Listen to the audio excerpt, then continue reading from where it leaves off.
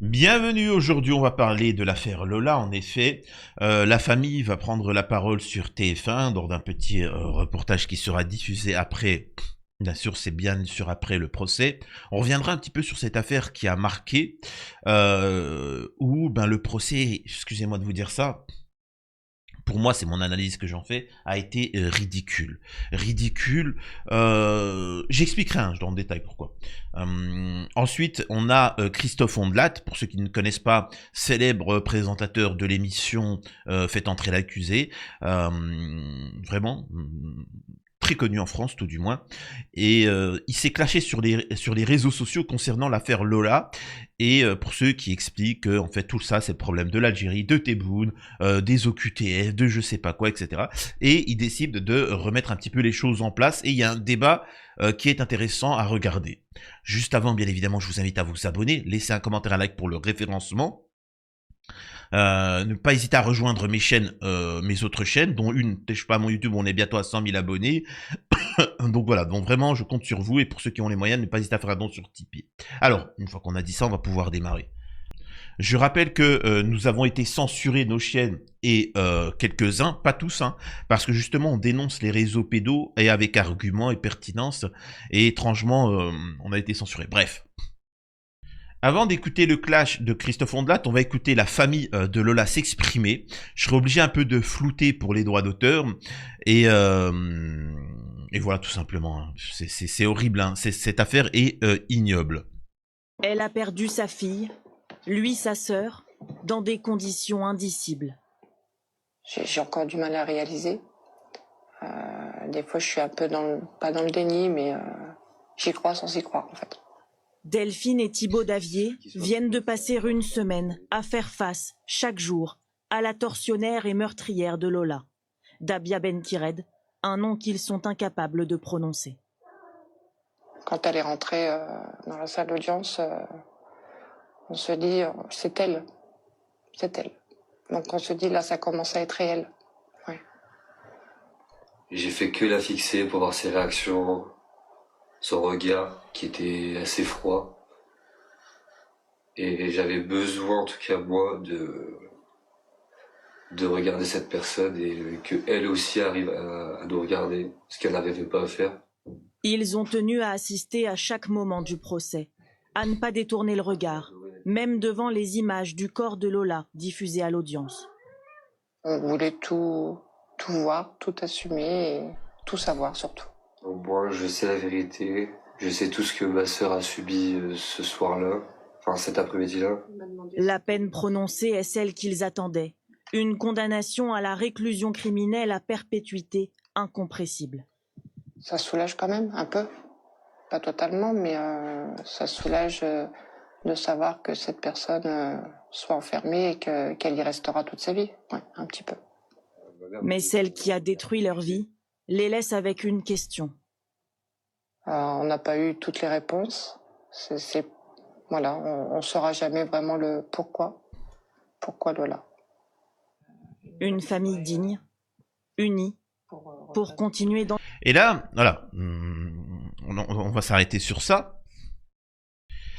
La réponse, elle vous l'a donnée. Elle vous a donné. C'est juste que pour beaucoup, vous n'arrivez pas à saisir l'ampleur de ce qu'il en est. Vous n'arrivez pas. Vos yeux ne sont pas adaptés. Votre comment on appelle ça, paradigme n'est pas adapté à comprendre la réalité. C'est comme quelqu'un qui vit en 2D, il ne voit pas les choses en 3D. Bref. Elle a donné des réponses d'Abia Benkired, qui est une chose nauséabonde. Un parcours particulier. Elle se prostibip, hein, donc forcément elle faisait partie de certains réseaux au bout d'un moment. Elle expliquait cette histoire de sorcellerie, de trucs. Elle explique qu'avec d'autres personnes, elle a fait du mal à d'autres enfants.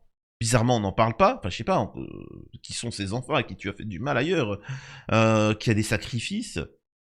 Et il faut pas confondre avec, souvent des gens disent des bêtises. Non, mais c'est pas moi, c'est de la faute de un tel, c'est de la faute de truc. Non, mais en fait, j'ai bu, j'étais bourré, c'est pour ça que je m'en souviens pas. Ça, c'est ce qu'on appelle c'est des moyens de déresponsabilisation. Voilà, c'est pas moi, j'ai pris un médicament, je me suis évanoui, machin.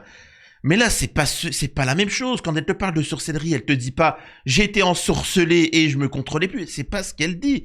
Elle dit j'ai fait ça à cet enfant-là pour avoir ceci, la richesse, etc. Je devais faire ça. J'ai des complices. Salut, au revoir. Là, elle s'attribue même d'autres actes délictuels. Donc, il faut écouter. Dabia Benkired, pour ceux qui ne le savent pas, est partie à l'étranger, aux États-Unis, en Amérique du Sud. Je sais pas, elle a rencontré des gens.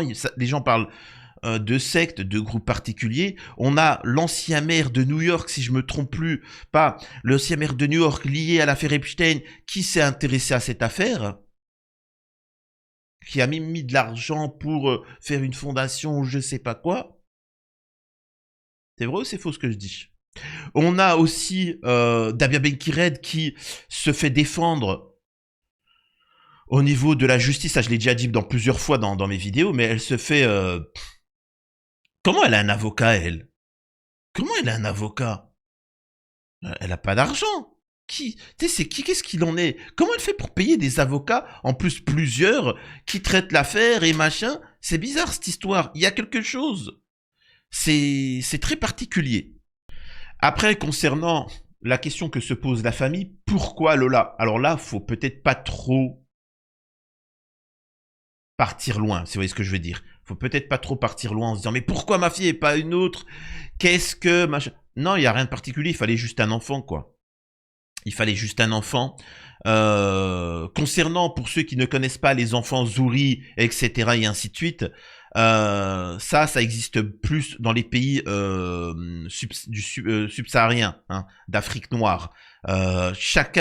Dans chaque coin du monde, il y a de la sorcellerie, des trucs de ouf, des machins comme ça. Mais l'histoire des enfants Zouri, c'est plus chez l'Afrique noire. Parce que, par exemple, tu prends en Algérie, t'as énormément de gens qui sont blonds aux yeux bleus.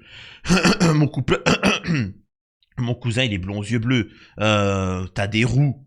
En fait, il faut bien que vous compreniez, pour ceux qui nous regardent d'Algérie, ils confondent, ils savent pas ce que c'est. Ils confondent les Arabes avec les Algériens. Mais les Algériens, c'est particulier. T'as des roux, t'as des blonds aux yeux bleus. On n'est pas à 100% des Arabes. Enfin bon, bref, vous voyez ce que je veux dire. Comme en France, il n'y a pas de plus de blonds aux yeux bleus que, par exemple, dans les pays nordiques. Bref. Donc en fait, ça n'a pas de sens de dire waouh. Alors que justement, en Afrique noire, il y a parfois des personnes noires qui ont enfin, c'est pas des problèmes de peau, mais comment on appelle ça? Ah, je me rappelle plus le terme. Ils ont la peau blanche. Ils ont la peau blanche ou ils ont les yeux bleus. Une pigmentation différente, ou d'un seul coup, ils ont les cheveux blonds. C'est des noirs, mais avec des cheveux blonds. Naturels, hein, pas machin.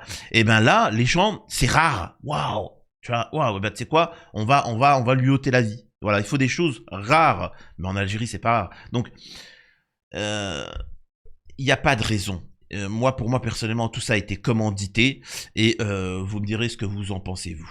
Ce qui nous permet d'arriver à Christophe Ondelat. Christophe Ondelat qui va réagir, il va être interpellé à plusieurs reprises par des droitards qui sont là à parler d'Algérie et d'OQTF. Bon voilà. Bruno Attal qui dit Emmanuel Macron, Gérald Darmanin, Laurent Nunez n'ont pas expulsé l'OQTF d'Abia Benkired. Ils ont donc leur part de responsabilité dans la mort de la petite Lola. Ah, Dieu aussi, hein. Dieu a créé Dabia Benkired, donc Dieu est responsable.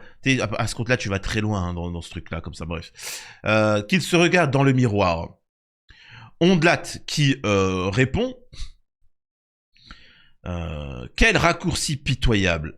Elle n'a pas tué Lola parce qu'elle était algérienne et sous OQTF, elle l'a tuée parce qu'elle est psychopathe, ce qui n'a rien à voir avec ses origines. Guy Georges est psychopathe, il n'était pas sous OQTF. Mais même celui qui a ôté la vie à Lina, le mec c'était pas un OQTF. Alors que ce qu'il a fait c'est ignoble, on est bien d'accord. L'affaire Loana, je suis le seul à l'avoir traité de long en large, l'affaire Loana. Je suis le seul à avoir traité l'affaire Loana de long en large parce que j'ai suivi toutes ces affaires moi. Du jour où ça arrivait, on a mené l'enquête, etc.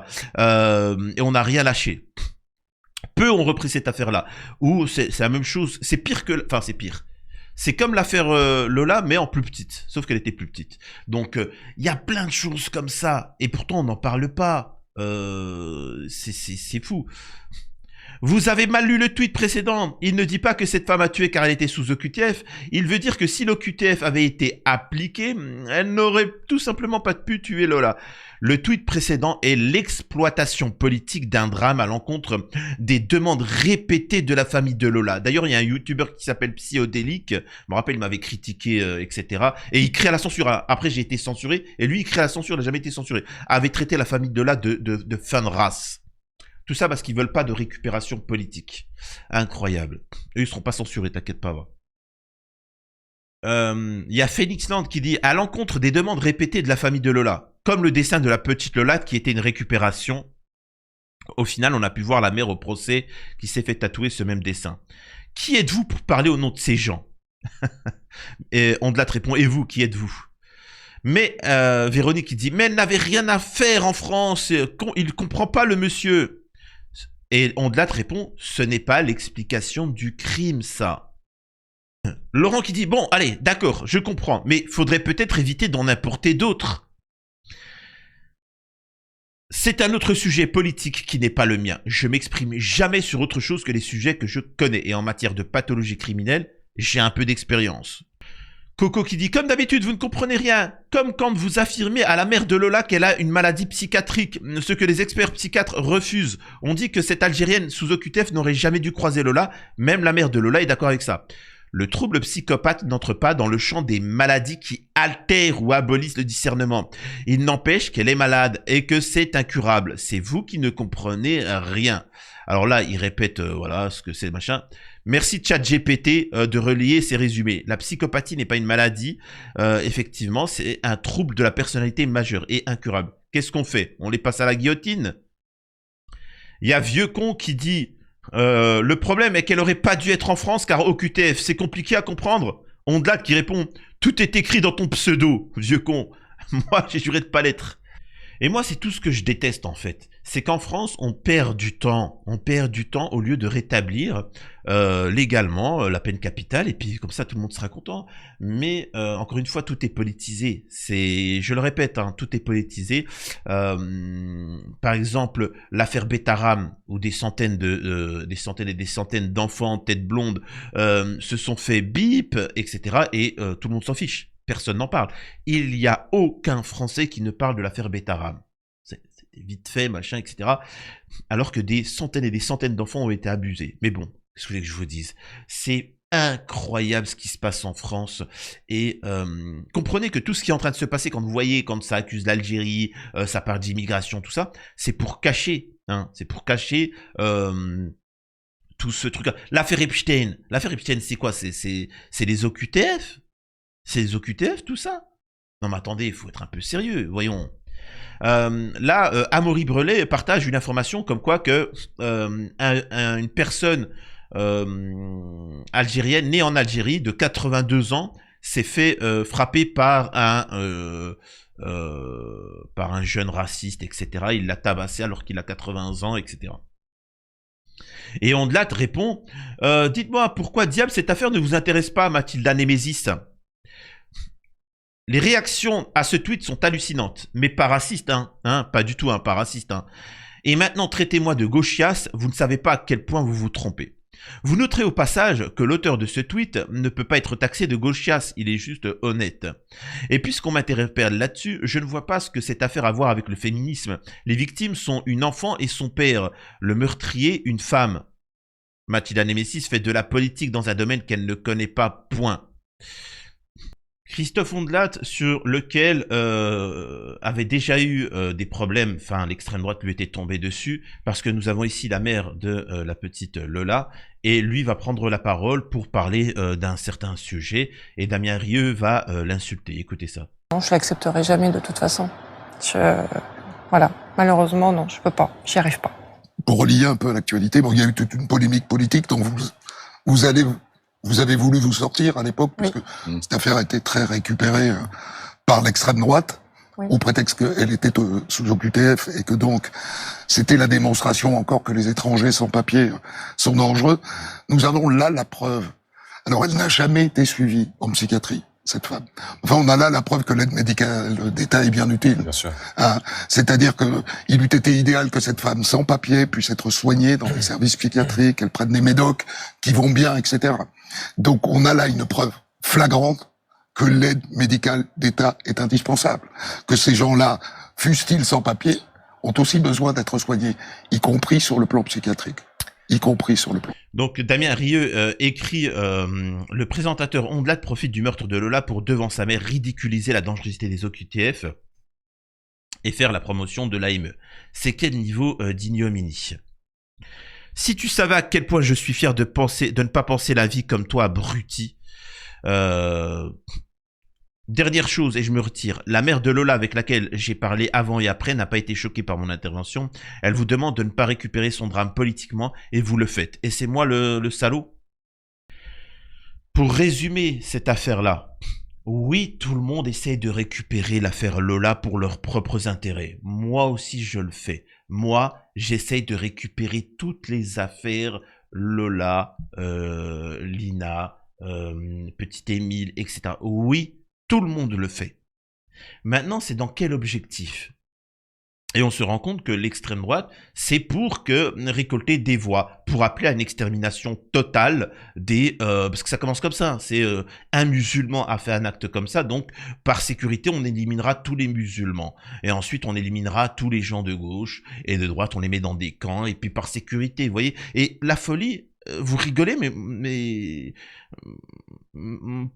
comment dire, c'est que pendant la période du Covid, t'as des gens qui ont dit celui qui ne se fait pas injecter est pire qu'Adolphe.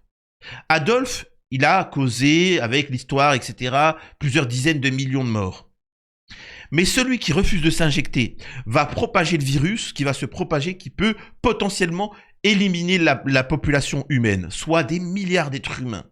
Et donc, il est pire, et c'est pour ça qu'il faut le mettre hors d'état de nuire et l'enfermer. Ils étaient prêts à ouvrir des camps de concentration pour les gens non-vax. Ça, c'était à la télé française, c'était un journaliste qui avait dit ça. Il n'y a pas de limite. Donc, l'extrême droite, eux, ils ont une envie de mettre dans des camps... des gens, donc ils ont besoin de légitimer ça, et ainsi de suite. Alors, et il y a les gens comme nous, comme vous et moi. Si vous me regardez, c'est que vous êtes pareil. Où ce qu'on veut, c'est du moment où tu ôtes la... Enfin, en fait, c'est prévenir aux gens que, des enfants disparaissent. Moi, j'utilise ces vidéos-là, ces affaires-là, pour faire savoir aux gens, les gars, les affaires Lola, machin, etc., Émile, c'est pas anodin. C'est pas quelque chose de rare. Ça arrive très souvent. Il y a beaucoup d'enfants qui disparaissent ou qu'on ne retrouve jamais. Propager. Moi, j'utilise ces affaires-là pour partager au maximum et avertir la population française que c'est pas quelque chose de rare. Ensuite, j'utilise ces affaires-là pour prévenir les parents aussi de la récidive et de pouvoir changer les lois. Quand quelqu'un passe à l'acte, le rétablissement de la peine capitale. Je veux que plus jamais aucun parent, je veux utiliser la parole, la souffrance de la famille de Lola pour que plus jamais aucune personne ne souffre de ça. Vous voyez ce que je veux dire?